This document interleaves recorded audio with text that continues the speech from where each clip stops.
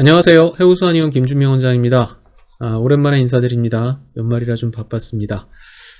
저한테 진료를 받는 환자분들 중에 숨만 쉬어도 입냄새가 난다고 하는 분들이 꽤 계신데요. 이런 분들을 보면 실제로 숨만 쉬어도 악취가 나는 분들도 계시고요.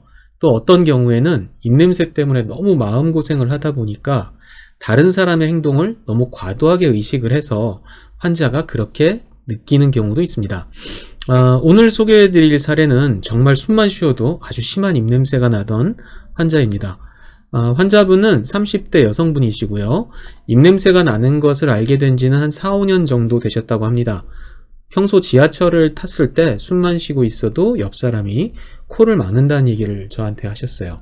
제가 환자분하고 이렇게 진료를 할 때 거리가 보통 한 90cm에서 1m 정도가 되는데 저와 진료를 할 때도 이분은 굉장히 심한 악취가 느껴졌었고요.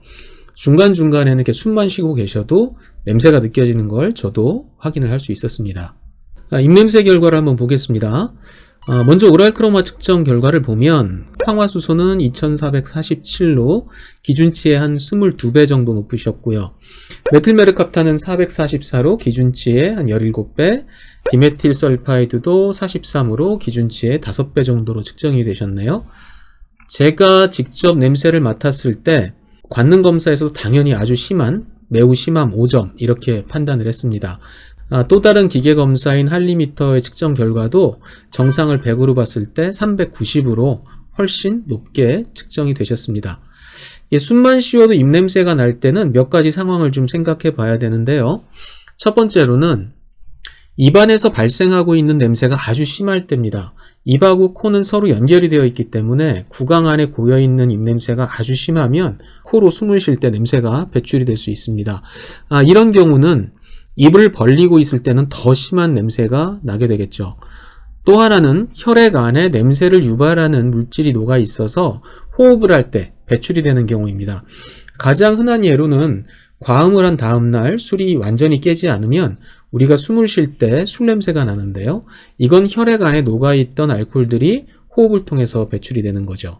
그리고 혈액 안에 이제 냄새가 나는 물질이 생길 수 있는 또 하나의 경우는 다이어트나 일시적인 기아 상태가 됐을 때 체내에서 악취를 풍기는 물질들이 생성이 됩니다. 이런 물질들도 호흡을 통해서 냄새가 배출이 될 수 있습니다. 그리고 위장에서 역류가 돼서 냄새가 올라올 때도 간혹 코로 숨을 쉴 때 냄새가 나는데 입을 다문 채로 우리가 트림을 끄 하면 우리가 그 속에서 올라오는 냄새가 코로 느껴지듯이 이렇게 역류되는 냄새가 코를 통해 나올 수도 있습니다. 마지막으로는 코나 부비동에 심한 염증이 있을 때도 호흡을 할 때 그 염증의 악취가 날 수도 있겠죠. 이 환자분은 입안에서 발생한 냄새 자체가 굉장히 좀 심했고 또 하나는 이제 속에서 올라오는 역류돼서 올라오는 냄새가 아주 심해서 숨을 쉴 때도 먼 거리에서도 느껴지는 상황이었다고 판단이 됩니다. 혀 사진을 한번 보겠습니다. 사진에서 보시는 것처럼 혀에 설태가 굉장히 많이 끼어 있는데요. 이렇게 설태가 많은 분들은 구강 안에서 발생하는 입냄새가 심한 경우가 많습니다. 그리고 이분은 입냄새하고 함께 잦은 트림, 또 만성적인 소화불량 증상을 호소하셨는데 위장 기능에 이상이 있는 분들이 설태가 늘어날 때가 아주 많습니다. 또 식습관도 과식을 하거나 음식을 먹고 금방 누워있는 습관이 있으셨는데 이런 습관들이 위, 식도, 역류증을 유발하는 대표적인 습관이기도 합니다. 따라서 이분의 심한 입냄새를 치료하기 위해서는 위장 기능을 중점적으로 치료를 할 필요가 있을 것 같습니다.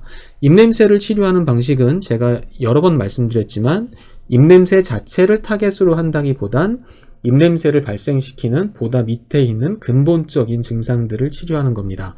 따라서 이분은 위장 쪽의 문제로 인해서 속에서 역류도 되고 위장이 안 좋다 보니까 설태도 많이 끼고 그러니까 결국 위장을 좋아지게 해서 설태도 줄이고 식도에서 냄새가 올라오는 증상도 개선을 시켜야 될 것으로 보입니다.